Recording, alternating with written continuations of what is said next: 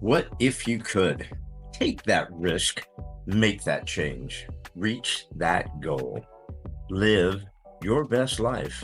Welcome to another episode of the What If You Could podcast, where we get together with amazing experts and everyday people who share challenges, encourage healing, and explore the possibilities that life has to offer. I'm your host, Gary Scott, and I'm excited that you're along for the ride. Hey, everybody. Welcome to another episode of the What If You Could podcast. And today, my fit and fabulous fresh friend here is Annie Randall. Hello, Annie Randall. Hello. Thanks for having me on. Oh yeah, we're gonna talk about some awesome stuff. We're gonna get people healthy. We're gonna people mentally healthy, physically healthy, emotionally healthy, and we're gonna do all that in an hour, and then we're done. It'll be easy, right? Really easy. Cool biz, everybody. Well, I'm going to go ahead and I'm going to read Annie's bio real quick, and then we'll get cooking. So, Annie Randall is a highly accomplished business leader, podcast host of the Be the Person podcast, certified coach and motivational speaker, with over 10 years of experience as a business owner of three Orangetheory Fitness locations. Annie has just demonstrated an exceptional ability to lead businesses. She's also helped hundreds of members and employees to make lasting changes to be the person they were meant to be. As a motivational speaker, business leader, and retreat host, Annie draws upon her vast experience to inspire and motivate others. She's a bachelor's degree in economics and an MBA, providing her with a strong foundation in business strategy and leadership. Annie is a proud mother of three and has been happily married for 26 years. Annie's unwavering dedication to her family, her community, and her businesses has earned her a reputation as a highly respected and accomplished leader. And that's all really good stuff, Annie. I'm glad you're here. Glad you're here, kiddo. So listen, I'm gonna shut up for a second here, but I'm contractually obligated by myself to ask you, because we're the What If You Could podcast. I asked all my guests, hey guys, do you have a what if you could moment you'd like to share, or what if you could thought, or what's your what if you could, Annie? Yeah, I love that question. I love that you do it on your podcast. And, I'm going to do like a big one and then I'm going to drill down. So, what if you could just be the person you always wanted to be? Because that's why I started my podcast. That's what I do a lot of coaching on.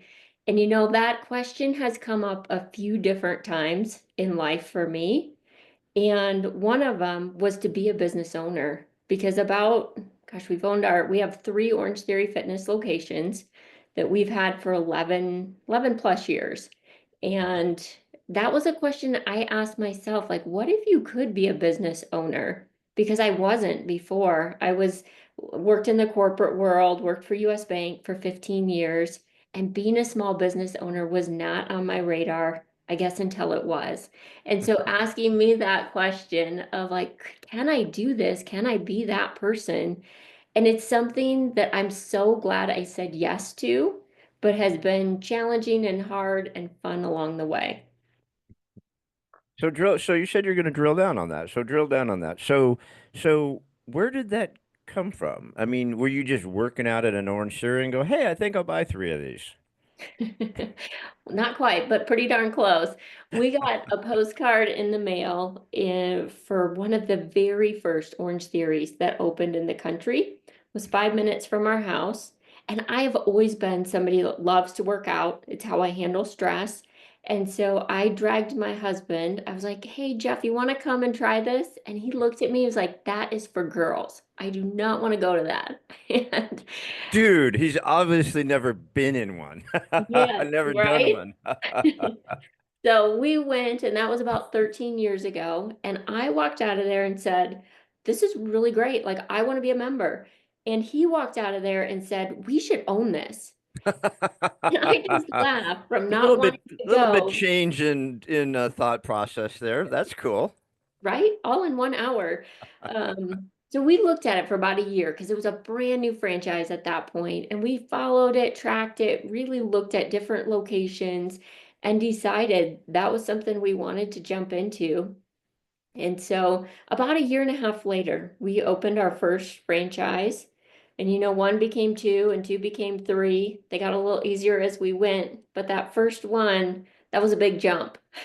Now you work for U.S. Bank, so are you in Minneapolis? Isn't that where their main thing is, or you where's your what state do you live in?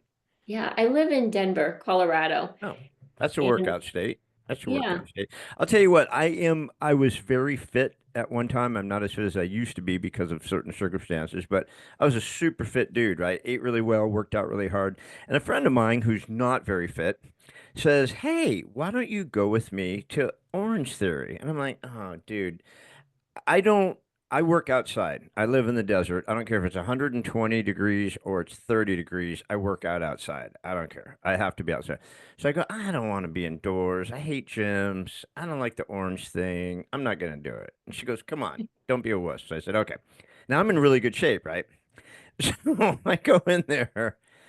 And like within a half hour, I can't breathe. And I can't walk outside to get fresh air because it's August in the desert. It's like 120 degrees. I was shocked at how hard Orange Theory was. I've never been back. well, you say that, but really, you're the one who made it hard because I can tell you're competitive Yeah. of, because it's based on your own heart rate. So we have competitive people that go all out, and I'm guessing you're one of them. And then we have people that are just beginning their fitness journey, and we really try and ease them back to be, a power walker to start, go lighter on the weights. And that was one of the things I fell in love with is it really is for everybody. Now, Yeah. everybody's first class is hard. It just is because it's brand new. It's like, what am I doing? All the things. And Yeah. but compared to like CrossFit or aerobics or something like that, I just love that we could help all different fitness levels. And that was one of my yeses to Orange Theory. And the other one was just this amazing community that it started forming.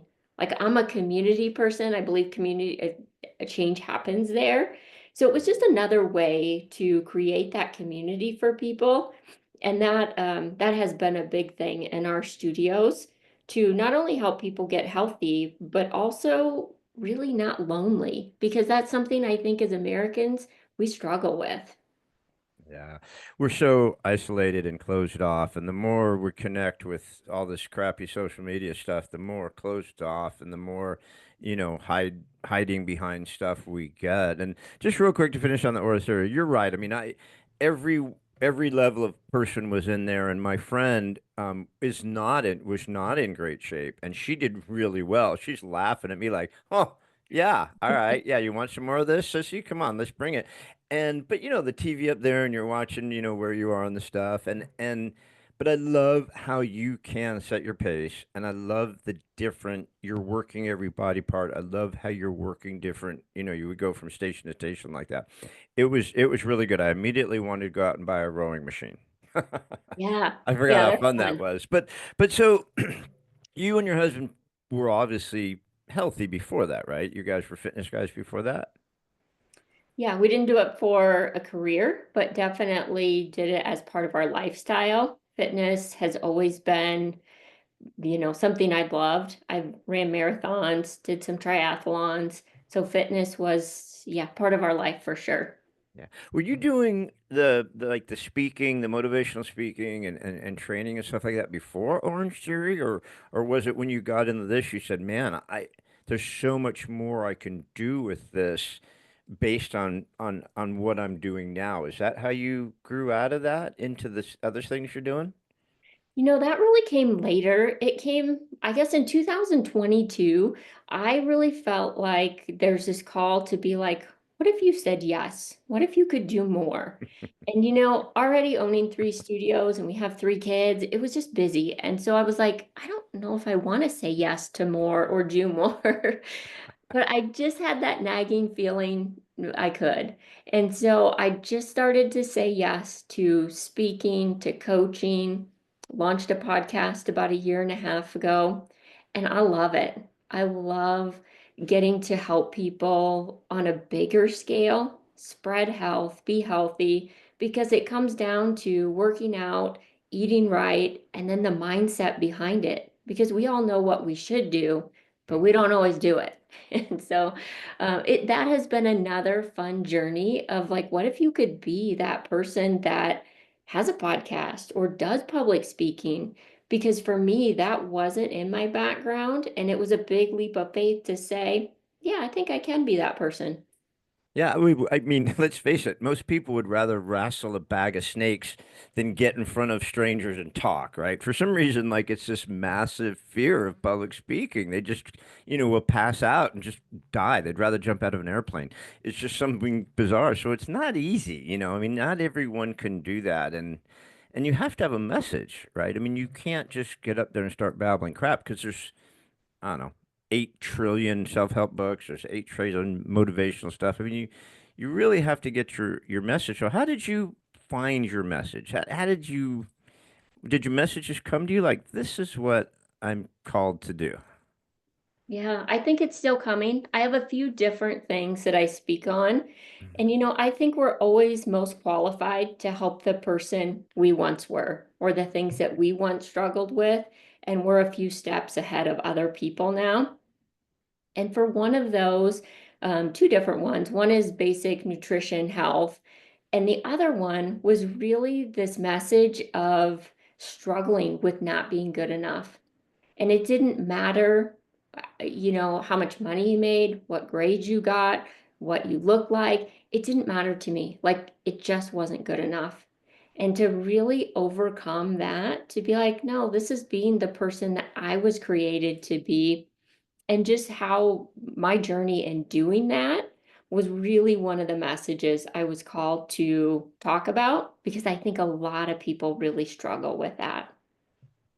Yeah, I mean, it's like one of the first things you said is, what if you could be the best that you can be? But I don't even think people try. I don't know if, like you mentioned, when I read a bunch of stuff, the fear, the fear of what other people will think, the fear of not keeping promises to yourself, which I mean, we lie to ourselves all the time. We're just horrible when we lie to ourselves. But I mean, that fear is a big thing, isn't it? As far as keeping us from really doing what we should be doing. Absolutely. I think fear, even today for me, I will tell you, fear is something that I will struggle with.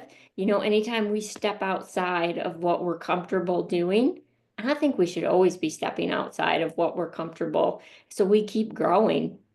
But I think every time I go to do that, I think about starting a business, signing up for a marathon, doing your first podcast, signing up for grad school, all of those things. It's like that moment of like, can I do it? Um, Can but I you do know it again? Can I do it again? again, yeah. I just started betting on myself, and for a long time I didn't. And I thought, you know what? I might fail, but if I don't try, that's even a bigger failure for me. So I just started again saying yes and thinking, you know what? I'm going to bet on me and see where that takes me. I don't get it right every time. I make a lot of mistakes, but there are a lot of times I do get it right and just start to recognize those. Yeah. What's funny is I find I've been so blessed to speak with so many awesome people like yourself. Doing these podcasts is not my job by any means, but I just love it. It's just become an expensive hobby, right? I mean, it's so addicting. I just love it. You learn so much, but it's so funny. It seems like the people who are the most successful or the people who are the biggest strivers are harder on themselves than the people who don't do jack diddly, right? It's like, dude, you're really successful. You've achieved a lot. Take it easy. Don't be so tough on yourself. And then other people like, yeah, today I'm gonna eat Cheetos instead of Doritos. Yeah. It's like really. Don't you find that? It's like people who are really strivers are tougher on themselves than people who don't do jack. Absolutely. And I think it's just how, people are hardwired of like that's always been the case for me. I've always been really driven. I've always been really hard on myself. And that was a moment in time too that I started to realize, wait a minute, maybe you're too hard on yourself sometimes. And that was the case for me. And it was really this coach at Orangetheory, and I was running on the treadmill, and she just made the announcement to class. She said, "Hey, if you're not going to say what you're saying to yourself in your head right now to your neighbor, like quit saying it to yourself. And I don't know why that just hit me, but I was like, dang, I would have no friends, no employees, nothing. If I talk to other people like I talk to me. And I thought, I need to like start listening to that voice and really making that change. Because man, it was mean girl in there for a long time. That is so awesome. Dude, if you can't say it to the person next to you, then you shouldn't be saying it to yourself. And you're like, oh shit. Right? She's right. Absolutely. I was like, wow. That is epic. I read all sorts of crazy books, and I stumbled across a book by a dude named Napoleon Hill. And Napoleon's, mostly known for his book Think and Grow Rich. But he wrote a book called Interview or Outsmarting the Devil. And he made a pact with his family and his wife that it wouldn't be published until way after they were dead. So like he wrote it in like 1938 and they didn't put it out until 2011 because they wanted to make sure they just made promise everyone had to be dead because it was like really controversial stuff in 1938, right? And I'm reading this going, God, this is like today. How did he know in 1938 we'd be at today? But one of the things with this interview with the devil was is that the devil is so easy to control 98% of the people because 98% of the people are drifters and only 2% of the people are non-drifters. And that's a pretty amazing statistic. And I think it's even true today, right? I mean, when you think about how many people are actually succeeding to the level they can compared to the ones who aren't, it's like a lot. That's why It's we a need you. That's why we need you, Annie. You need to move that from 2% to like 5%. But yeah. it's a weird phenomenon, isn't it? I mean, how few people, I mean, a lot of people make excuses, right? Like, oh, I don't want to try. What if I fail? But then a lot of people just have no idea what they want. Yeah. And you know what? I think that's a big thing. And I've always been a goal person. And I think it's one of the most powerful things if you can just write down your goals. And it's kind of silly. Like mine have changed over the years. Like I used to have a goal poster in my college dorm, and one of them was to own a red convertible. Now, there were some other like more worthwhile goals on there, but that was one of them. But that's not a bad one. A long time ago, I've always been a goal person and I had vision boards and stuff like that. So a long time ago, I was cutting out many, many years ago out of magazines. I'd get all these like high-end magazines and one of them had a Range Rover on a snow-capped hill overlooking the ski slope. And there's a husband, wife, and two little boys that were like real close in age. And I said, I'm going to have two boys close in age. They're going to ski and I'm going to have a Range Rover. Well, I got the two boys close in age. We all ski, but I've never owned a Range Rover. But, 3 out of 4 ain't bad, right? But it Exactly. does take that visualization. I mean, it really does. And I think, you know, what you said about that gal who said if you can't say it to what you're next to, I'm going to use that a lot because I really like that, by the way, then you shouldn't say it at all because we just pound ourselves with negative crap. But having the journals, having the vision boards can really help you just work your way out of it, like baby steps, right? Yeah, absolutely. I think we need that. We need that path forward because right now, probably always in life, so much is thrown at us all the time, and we're just distracted by busyness. If we don't have that clear path that we want to take, even though it might change, I think we just never, we don't follow anything.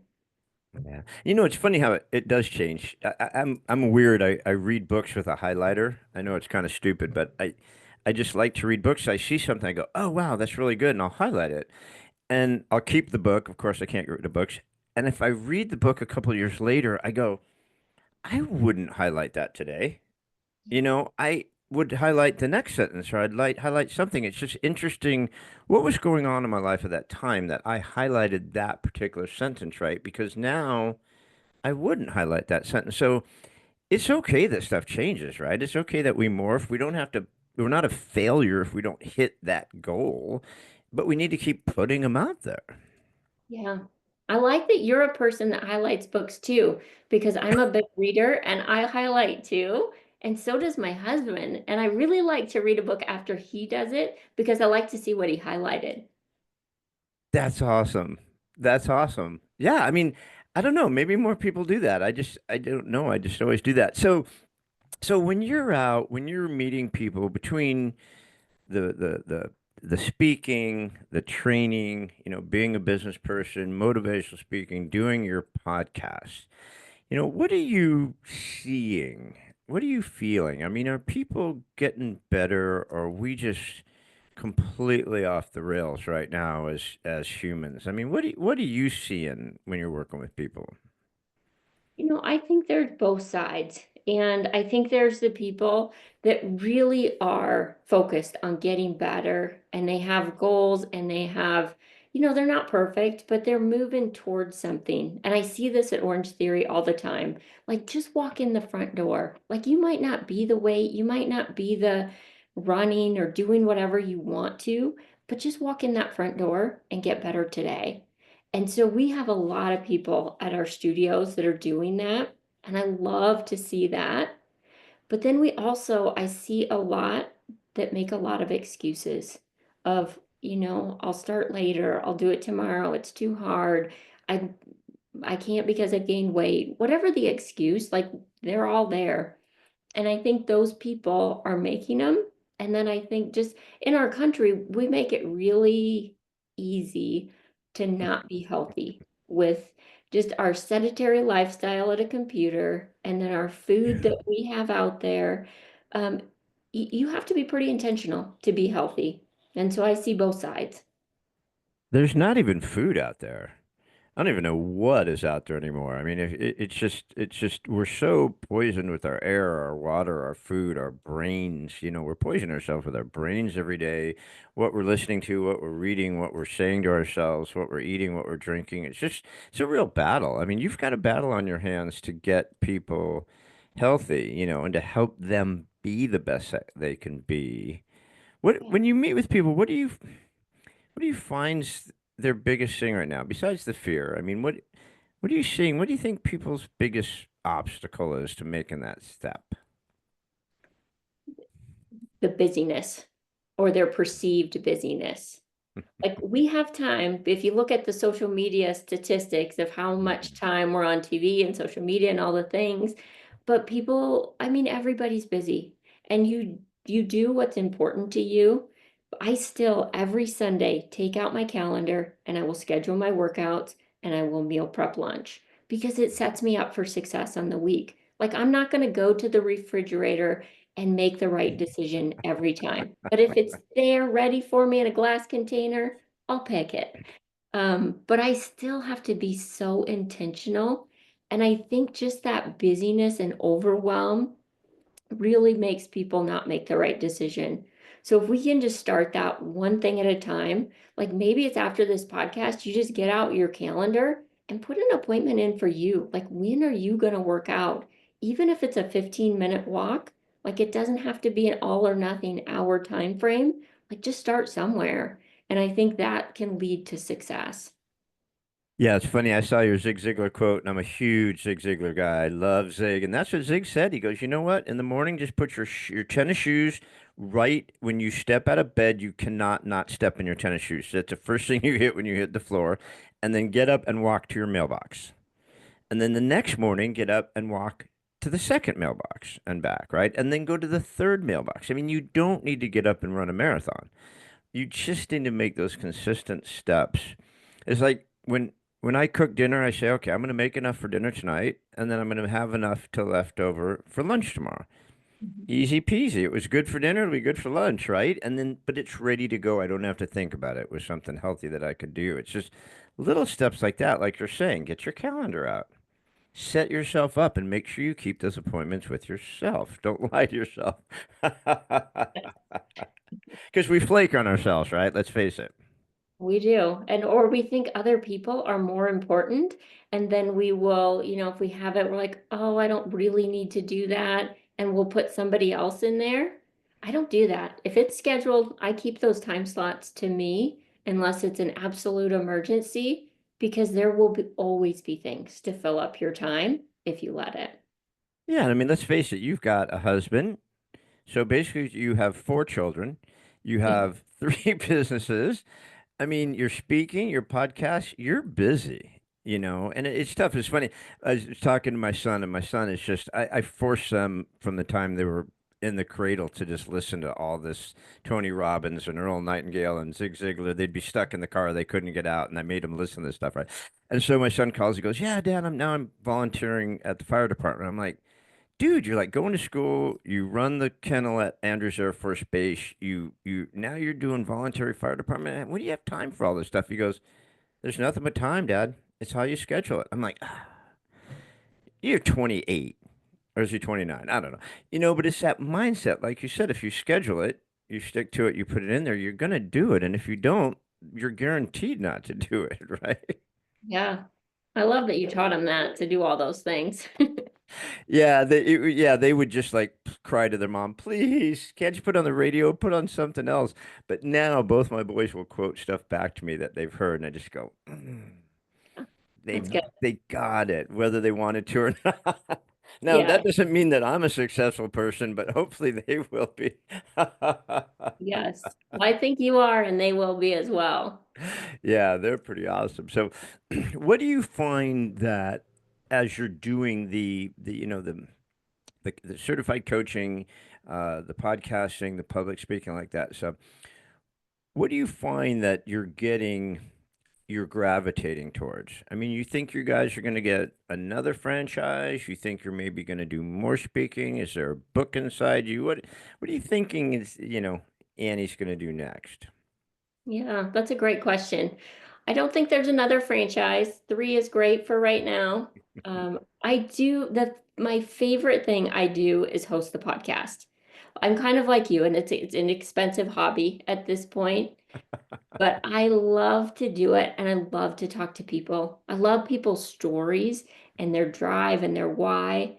And to be honest, it just gives you access to people that, you wouldn't normally have access and have an hour conversation. So I use it as coaching for me that I feel like I'm getting better. So I love that. And I also love hosting trips. So we've hosted some international trips. I took people to Costa Rica. Last year we took people to Italy, and this year in September we're going to Machu Picchu in Peru. And so that is something I've always loved to travel. And then you put it with the community piece, and it's been just this fun adventure that I didn't expect, but something that I really look forward to doing yearly. That's awesome. So, I mean, what are the trips? What are the trips for? What are the trips based on? Are you going to start a travel agency too, or is there some sort of purpose behind the trips? What are you doing with the trips? Yeah, it really is to give people unique experiences that they wouldn't probably do on their own. And these trips I think always just kind of come to me. Like I had another good friend that was an owner of Orangetheory. She sold, bought this amazing house in Costa Rica and said, "You should bring people here. I'll help you plan it." So I did, and we took 24 people there. And then the next year, I met a person that does retreats in Italy. She's from Italy. And she said, "Oh, why don't you come to Italy and we'll do Tuscany and Rome?" And so we did that. And then this year, the lady that plans all of our personal trips, she had taken people to hike Machu Picchu. And that's always been on my bucket list. And so when she did it, I said, "I want you to help me plan that trip for other people." It brings me a lot of joy to take other people on trips because we spend a lot of money on things in the US, probably around the world, but in, our family just kind of switched of like, I don't need any more t-shirts or tennis shoes or whatever it is. I want to make memories. And so we really just kind of switched our mindset on what we would spend more time and money on. And that was travel for us. Yeah, the only thing I can't stop buying is books. And then my new wife has finally stopped buying 7-inch high heels. So 150,000 pairs of shoes is probably too much, Imelda Marcos. But yeah, we have too much crap. And I honestly think you're right. I think there's actually a shift, I believe, away from consumerism into experiences. And I think in younger people. which is awesome. I think younger people are done with the drinking and the commercialism and the stuff, which is really healthy. But so tell me about these trips now. When you take them, I mean, 24 people is a lot of people to take on a trip. It It's like was. herding cats. I mean, how do you, is there some sort of program behind it, or do you just bring in a bunch of people to go have fun? What's the deal with the trips? Yeah, you know what? I create the trip I want to go on, and then I invite other people. So for like Costa Rica, we went and That's stayed cool. at this amazing house. We had chefs come in and cook for us every night. And then every day we did something like zip lining, ATV, um, trying to think what else we did on that one, hiking. So there was something every single day that we did, and it was really things that I wanted to do. And so we went to Italy. It was the same thing. Like I'd never been to Tuscany, but I've always wanted to do like a wine tour, a bike ride around Tuscany, cooking classes. So we did all of those things. And I think that's why I love it so much is I don't plan it to make other people happy. I just plan it for like what would bring me joy and then just invite other people to come along. And I never really, I'm pretty type A on a lot of things, but our trips are something where they're planned very well. Because if you're going to trust me with, money to travel with, I want you to have a good experience. But I never worry about who comes on the trips.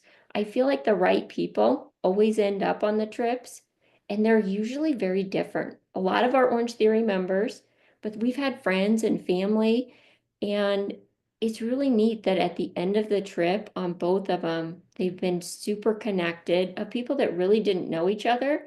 They walk away with a whole new community and group of friends. That's awesome. That's awesome. I love to travel. My first wife before she passed was a travel agent. And so we just love to travel. It's so good for the soul. You know, it's so good for to get yourself out of your head that like America's the only place in the world that matters and see other people, see other cultures, meet other people, experience other things is so helpful for you. Machu Picchu is going to be epic. I've never been there, but I've heard it's like insanely awesome. A lot of energy there. Yeah, I think it'll be really neat. And it really motivated me to do this sooner versus later because Machu Picchu used to be really open, like you could kind of go wherever. And now more and more over the years, because there's, damage at the sites, you can still go in, walk around Machu Picchu. There's more of a path and kind of a way you have to go. But more and more, they're starting to shut it down. So if people want to go to Machu Picchu and really want to experience it, I would say within the next, I don't know, 3 to 5 years to actually do it because it's going to be something that I think you'll just be able to look at in the future. Yeah. You know, one of the greatest things that happened with COVID, I feel everybody who got feel bad for people who got sick and obviously people who passed away and stuff like that. But there's an epic change in COVID where it shut down the planet. And my new wife and I are scuba divers. She scuba all over the world. I have a real job, so I can't. But she, it's amazing how quickly when places were shut down and people weren't allowed to go, how the earth healed itself. Like we saw, actual physical change. Go, wow, look at the growth back on that coral, or look at back how these trees are growing. I mean, when you get rid of people and things can heal. So maybe they just need to give it some time to reset itself at Machu Picchu. But on that note is how you're healing people, how you're working with people. What do you like to do when you're doing your work with folks? What are some of the things? I know we talked a little bit about the fear and helping people, but how are you helping people empower themselves on their new journey here? One of my favorite things is I love to listen to people. Like I love to just let them talk and really I feel like that's one of my good qualities is I'm a pretty good listener, is just let That's them, what makes you a good podcast host. yes, you do a lot of listening. Really listen to people because I think it takes people verbalizing it to say, I'll give the weight loss example. Like I'm really struggling with weight loss, but somewhere in there, there's something else they're really struggling with, whether it's to get off the couch, eat right, a mindset shift. There's something if we could switch that one or two things, it would make a difference in their overall health. So instead of just another pill or another exercise program, like if you really listen to people about what they're struggling with, I feel like then we can meet the need and design a program that's really great for them. Yeah.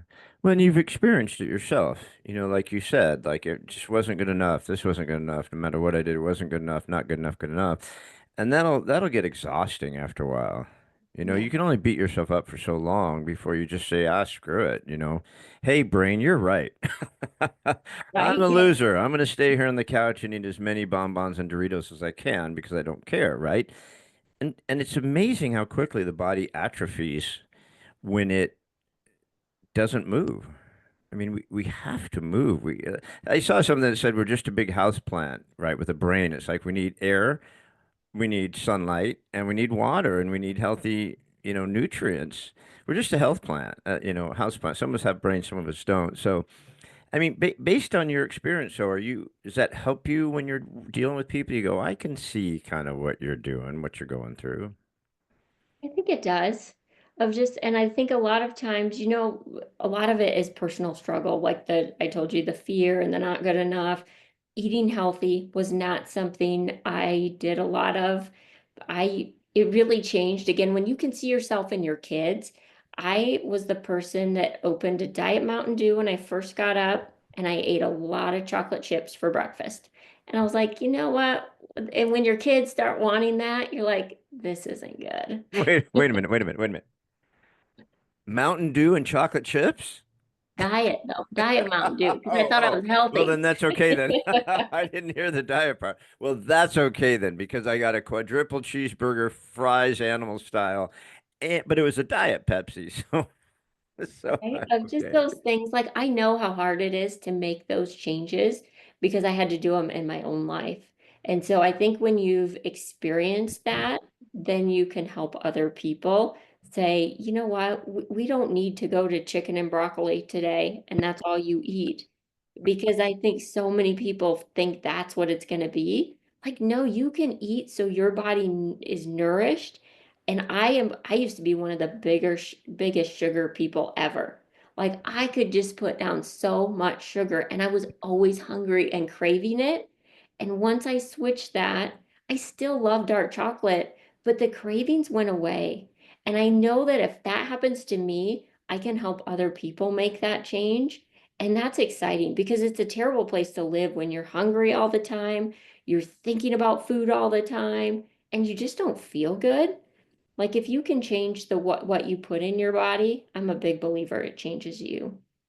Yeah, and it's kind of like Zig's go to the mailbox and the next mailbox and the next mailbox things, right? It's just when you start doing it, you do eventually start feeling better. I mean, it might seem like it's a chore at first, but when you start eating right, I mean, after a while, it's like, that one thing doesn't even really taste that good anymore. It's like your palate's changed, your diet's changed, your body's cravings changed. It just naturally goes that way because your body wants to be healthy. Your body doesn't want to be filled with all these preservatives and crap and sugar is just death. So, I mean, don't you see that? That people start, once they feel that, they can start getting pulled more to it. Absolutely. It's just getting started. It's those first few days of like if you can get past those without the sugar and out or just cutting back on it, people can get over that hump and they see the difference. But I think when people are in it, they have a hard time thinking that there's any different way. Like I'm always going to crave this or I'm always going to eat this way. It's like, no, no, no. We can change that with these small little changes. And then, like you said, it just gets easier. Yeah. And it's funny, I love dark chocolate. And so I will have a cube of dark chocolate after dinner. Sometimes I'll slather it with peanut butter and do peanut butter with dark chocolate. But sometimes I'll take an apple and have a slice of apple with some peanut butter on it for my snack and stuff like that. I tell my friends, I go, grapes are really sweet. They taste wonderful. That's a great candy if you just want to freeze some grapes or have some grapes. You don't have to eat candy. So there are so many different little changes you can make that are healthy, that are super delicious, right? It's not like we're struggling or sacrificing or making, you know, hurting ourselves. We're helping ourselves. It's just those little bits of changes that make a big difference. Yeah, for sure. Just start Even small. finding a healthier toothpaste will make a difference. Just the little things, healthier toothpaste, healthier, deodorant, healthier mouthwash, healthier shampoo. I mean, all these things make a difference. You're still brushing your teeth, you're still washing your hair, you're still doing whatever, right? You're just doing it with a little bit healthier stuff. That's all. Yeah. And it's just that one little thing at a time. I think people, why they don't make changes, a lot of times they just get overwhelmed and they think, I can't do it because it's just too much. Like I have to do the shampoo and the hair and the food and the exercise. And then it's like, I'm not going to do anything. Just pick one tiny change that you can make this week and then pick another one next week. That's it. It's just, it really takes that mindset. But we're so sedentary. Like you said, I mean, I've done it. I've done it a bunch of times where it's like, I'm just gonna check my Facebook real quick, see if I get a thumbs up on my last podcast, and then 5 days later, I'm still in the same clothes in the same spot on my Facebook. I'm like, holy crap, what happened? I mean, it's like you get your calendar out, like you said, and you go, I'm going to take my calendar out. I'm going to put this down. And you just have to be so disciplined to say, if you're going to check that Facebook, you give it 10 minutes, you give it 15 minutes, whatever, and then go back to what is not Facebook, right? Or whatever it is you're doing. And it's tough. We get sucked in pretty hard on stuff, don't we? We do. And it's so easy to do. One of the other things I'm a big fan of, like we're sitting here having the conversation today, but most of my meetings I will take walking. And I have a walking pad in my office or I walk outside because again, if I can sit and do this all day long, and sometimes there are meetings where, it calls for that, like we need to be sitting to do this. But Yeah. most of the time it's not. Like I can put that on and just put on my AirPods, take my dog Ruby, and off we go.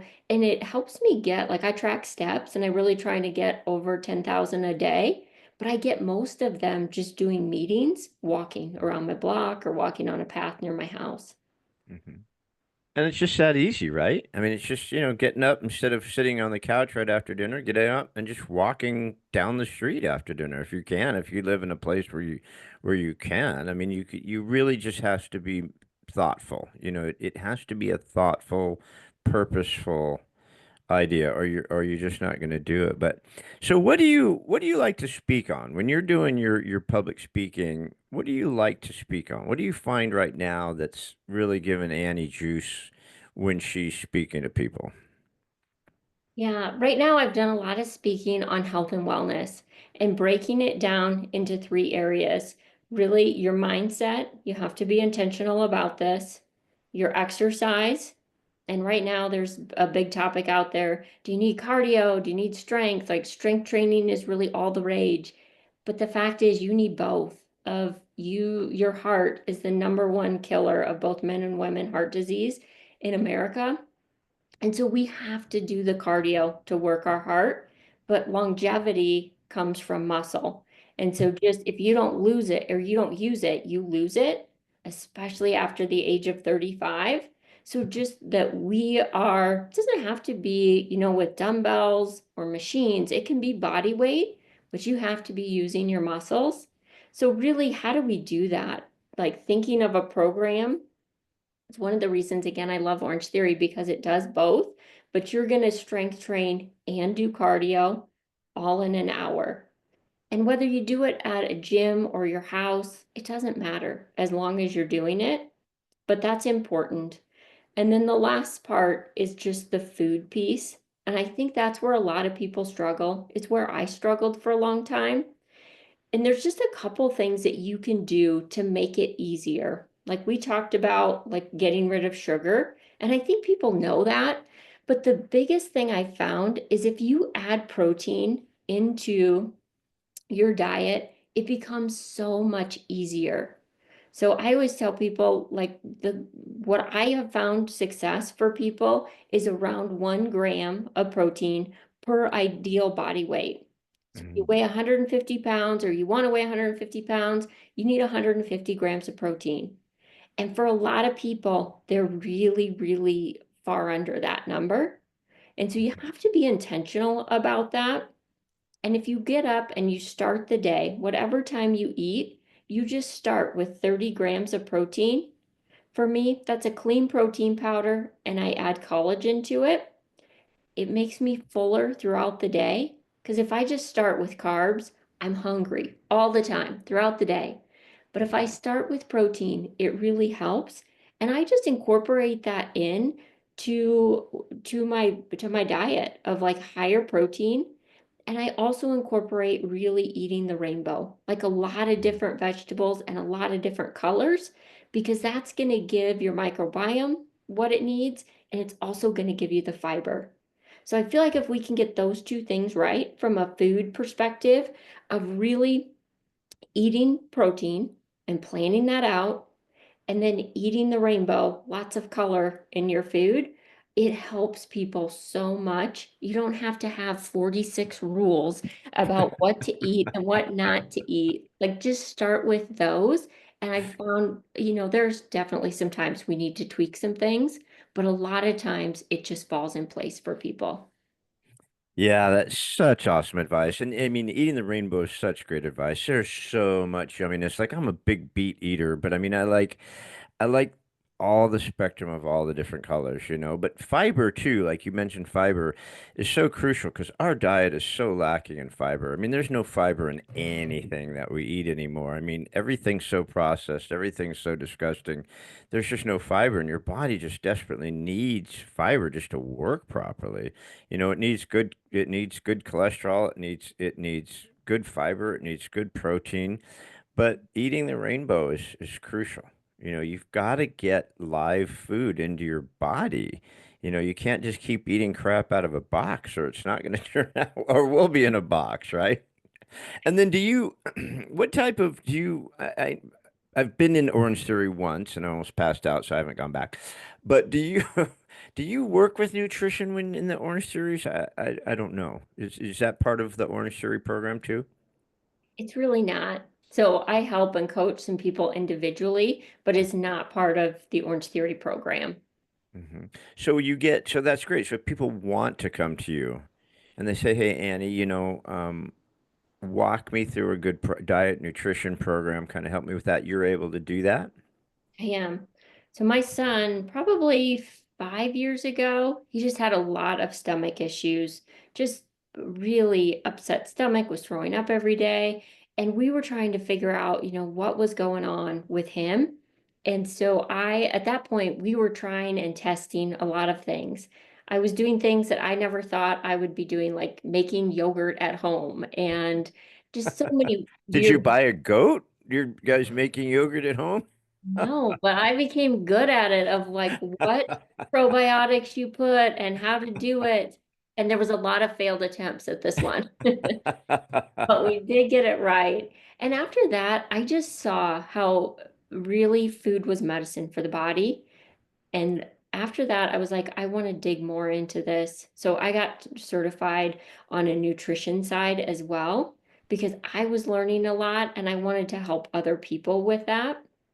And that's been a fun journey to do that because when you put the two together, you can't outwork a bad diet. Like you just can't. You just took the words out of my mouth. I was gonna say exactly that. And it's so true. I mean, you see it, especially with guys, right? I mean, guys will just eat like crap and go, but I go to the gym 5 days a week. I'm like, yeah, you're gonna have a heart attack and die. The nutrition is so, so, so crucial. It's just so bizarre that we think we can outwork a bad diet, right? You just can't do it. It's not possible. It's pouring shitty stuff into your engine of your car. Your engine's just going to blow. It's not going to work well. So that's great that I mean you never stop learning. You're awesome. You mean you're always doing more stuff. I just think that's awesome. There's not a lot of that. You're a non-drifter, as the devil would say. You're not a drifter. This is really a cool book, I swear. It's just so bizarre that they had to hide it for 80 years or however long it was because it was controversial. But so you've got the speaking, you've got the podcast, you've got the businesses. How old are your kids, if it's okay for me to ask? Yeah, absolutely. So I have two in college. One is 21. She's going to graduate this May. And then I have one 19. He just is finishing up his freshman year. And then Zach is my youngest, and he's a freshman or a sophomore in high school. I've got a Zach. My Zach's my youngest too. Zach's are awesome. Yeah, he's the one who said, "Yeah, Dad, we all have enough time. It's I use it." I'm like, eh. So that's cool. So you guys are almost free. Now you Yeah. can plan more trips around the world with more awesome people. Do you, I guess what I was trying to get to before, but so you're not incorporating your coaching and your training and stuff in your trips yet, right? Right now, you're just kind of planning these trips you want to do and inviting people to go, but they're not kind of like training kind of trips yet. We have done, like, I took a coach and her husband with me to Costa Rica, and she did workouts by the pool every morning. My husband also, he's a physical therapist, but he coaches Orangetheory. So there's a physical aspect. He did the coaching in Italy when we were there.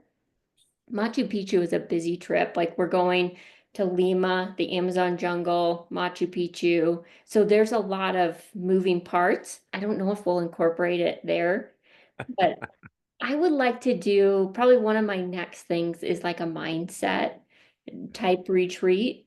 I do this every year for myself. Like, I'm kind of nerdy of like I'm with you. I'd love to read. I kind of like to go and be by myself for a weekend and really journal and go deep of like, what do I want to do? Because with all the noise of everyday life, sometimes that's hard for me to figure out. And I would love to take people through that.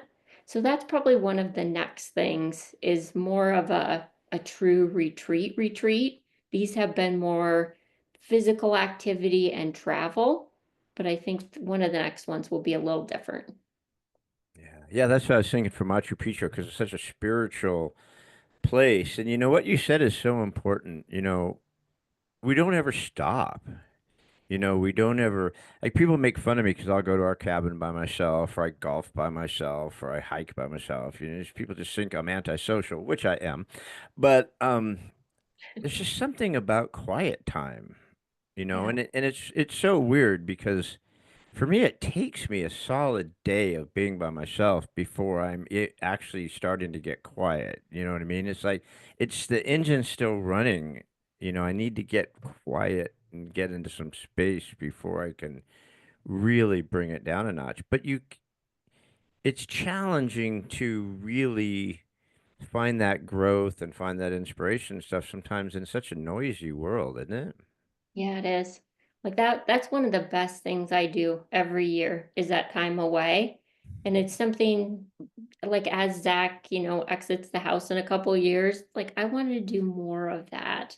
And life is busy for everyone, but I think just taking that little bit of time for yourself, and the older I get, the more I think I'm with you that I just absolutely need it. Yeah. It feels really good. It feels really good.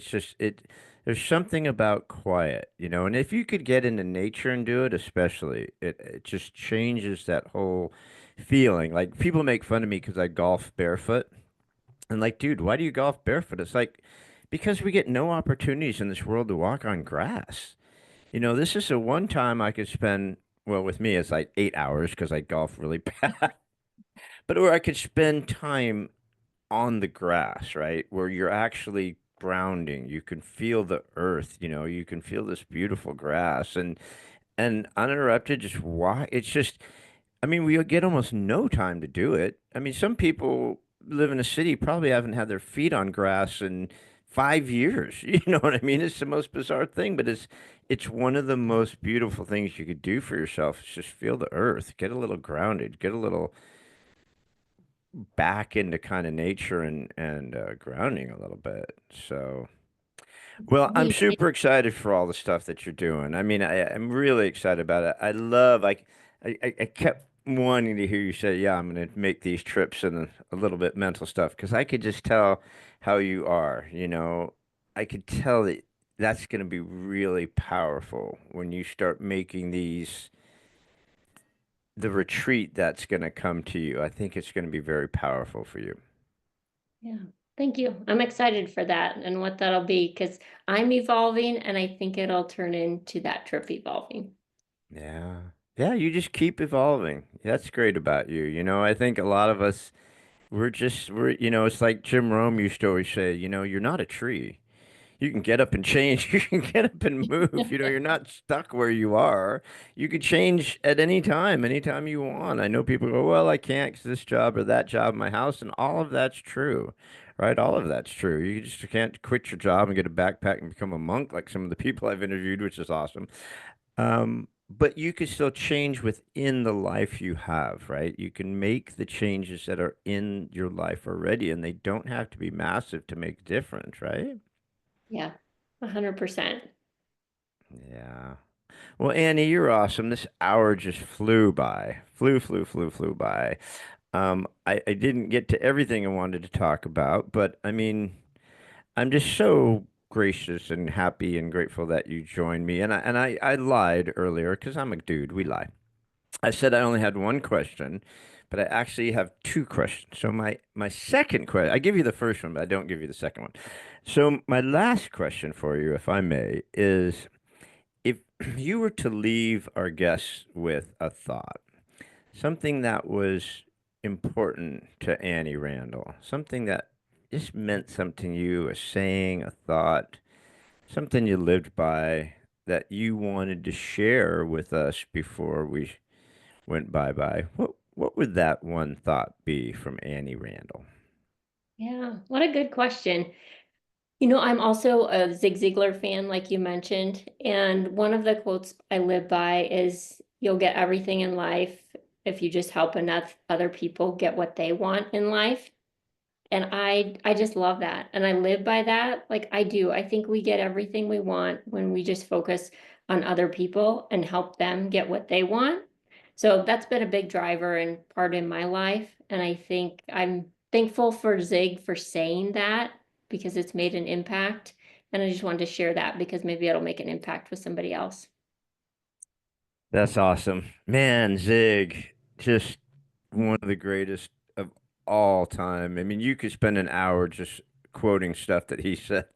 Yes, He says, did you ever see any of his talks? Did you ever get to see any on video or anything of his talks? I did. And I actually got to see him in person before he passed away, which is really cool to see. Did he have the pump with him? Did he have the water pump with him at that one? You didn't? No. You ever seen the water pump thing? No, In I his haven't. early ones, he used to bring this well, like water well pump out. And he'd say, you know, you start pumping this and it's hard and nothing's coming out. And you're just pumping, you're sweating, you're pumping, and nothing's coming out. You just want to stop. You just want to stop. And you stop, you'll never get that fresh, cool water, man. It's hot. You want that fresh, cool water. So just keep pumping it, pumping it, pumping. All of a sudden, you can feel the water coming. You could feel the water coming. You're going harder and harder and harder. And the water's starting to come out, coming out. And all of a sudden, you could just use your pinky.